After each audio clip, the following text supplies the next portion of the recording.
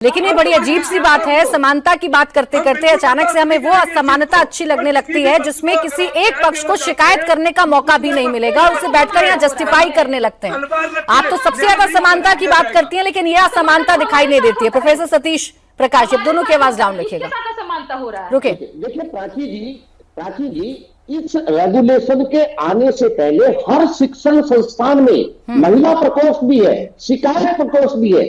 कोई भी व्यक्ति, चाहे वो किसी भी जाति का हो, कि हर शिक्षण संस्थान में एक ऐसी व्यवस्था होती है कि कोई भी बच्चा अपनी उसके खिलाफ अगर कोई टीचर या कोई भी व्यक्ति या कोई स्टूडेंट अगर कोई गलत काम करता है तो उसका जो इंस्टीट्यूशन के हेड है उनके पास जाकर के शिकायत कर सकता है। एक छोटी सी बात मैं कहना चाहता हूं, प्रियंका जी की बात को आगे बढ़ाना चाहता हूं। 2024 में इस देश के जो शिक्षा मंत्री है बाकायदा संसद के सामने क्या कहते हैं, 108 शिक्षण संस्थान जो यूजीसी के अंदर में नहीं आते, जो आईआईटी है, जो एनआईटी है, जो बड़े बड़े संस्थान है, उन संस्थानों के अंदर 67 लोग, दलित लोग बाकायदा आत्महत्या कर लेते हैं। और उन्हीं संस्थानों के अंदर मुंबई जैसा एक संस्थान, आईआईटी मुंबई सबसे बड़ा संस्थान है, वहां पे एक बच्चा अनिकेत आंबे 2014 में आत्महत्या करता है। आईआईटी मुंबई SC/ST सेल बनाने में 7 साल ले लेती है, उसके परिवार को न्याय नहीं है। मेरा कहना यह है कि हमको बड़ी गंभीरता के साथ इस रिफॉर्म को कहीं ना कहीं करना चाहिए। अगर कुछ आशंकाएं हैं, कुछ लोगों को ऐसा लगता है, अगर कोई झूठी शिकायत करता है, अगर कोई झूठी बात करता है, उसके लिए बाकायदा भारत में कानून व्यवस्था है। कोई भी व्यक्ति अगर मेरे खिलाफ या कोई भी व्यक्ति अगर झूठी यानी ठीक है, ये है आपकी समानता की परिभाषा कि जिस यूनिवर्सिटी कैंपस में ST SC OBC के साथ हो रहे जातिगत भेदभाव की सुनवाई हो सकती है, उसी यूनिवर्सिटी कैंपस में अगर कोई फर्जी शिकायत करता है तो फिर जनरल कैटेगरी के स्टूडेंट को न्याय व्यवस्था के पास जाना होगा, यूनिवर्सिटी उसका निपटारा नहीं करेगी। ये है डबल स्टैंडर्ड। सुनिए ना, सुनिए प्रोफेसर सतीश जी, दिक्कत ये है ना, आप लोग दलीलें नहीं सुनते हैं। सुनिए सतीश प्रकाश जी, मेरी बात तो सुन लीजिए। शुरुआत से, जब से इस डिबेट की शुरुआत हुई है, मैंने और मेरे पैनलिस्ट ने एक बात बड़ी साफ कही है। सतीश प्रकाश जी, आवाज डाउन करवाऊंगी, आप सुनेंगे नहीं। हमने बड़ा स्पष्ट कहा है कि जातिगत भेदभाव होता है, ST SC OBC के साथ अगर कोई भी जातिगत भेदभाव होता है तो उस पर कार्रवाई होनी चाहिए। या कोई इनकार नहीं करेगा इस बात पर।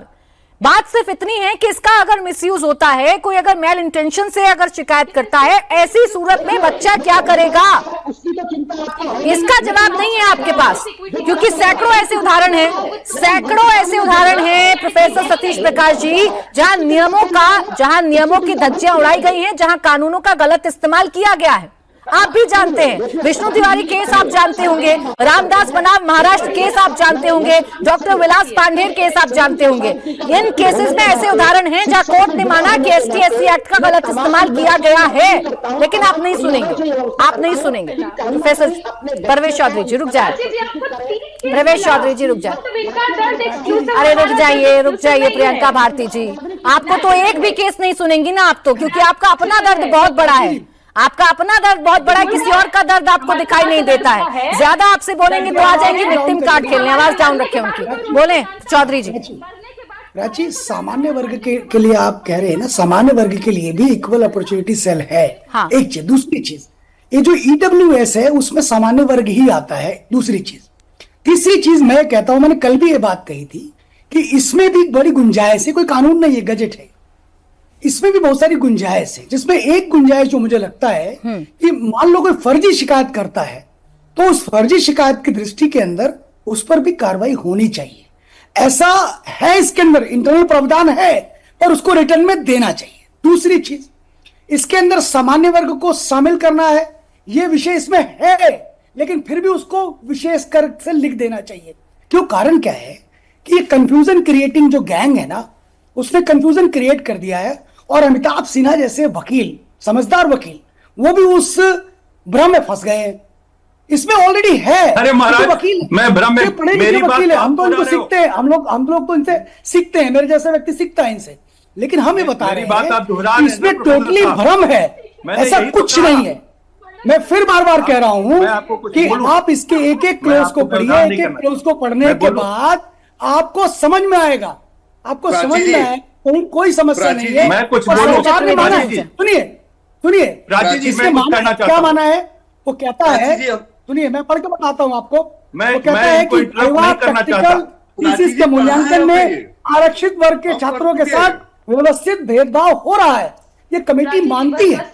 अरे वो बात मेरे बिल्कुल पास ठीक मैं- है। मैं रुके प्रवेश प्राची चौधरी जी, जी, क्या ये मैं बात बोलूं? बिल्कुल इनको ठीक है। जवाब- आपने सामान्य- जो कहा वही मैं दोहरा रही हूं, वही अमिताभ सिन्हा जी दोहरा रहे हैं, हम भी यही दोहरा रहे हैं। लेकिन देखिए, जिस गुंजाइश का आपने जिक्र किया, उसी गुंजाइश का जिक्र यहाँ सिन्हा जी और चतुर्वेदी जी कर रहे हैं, जिस पर कोई ध्यान नहीं दे रहा है। सिन्हा जी बहुत छोटा सा 10 सेकंड आपको दे रही हूं, रुके बस छोटाई में बोलूंगा। देखिए, हाँ। मुझे ये खतरा लग रहा है कि ये एक तरीके से गलती से सरकार और यूजीसी का जो ये नोटिफिकेशन है, ये कहीं जेनजी जो चारू और आजकल चर्चा में है, उसमें कहीं ये मामला आगे ना बढ़ जाए, इसलिए अभी तुरंत कार्रवाई करने की जरूरत है और सिर्फ एक प्रावधान लगा दे, बाकी सारी चीजें एकदम सही है।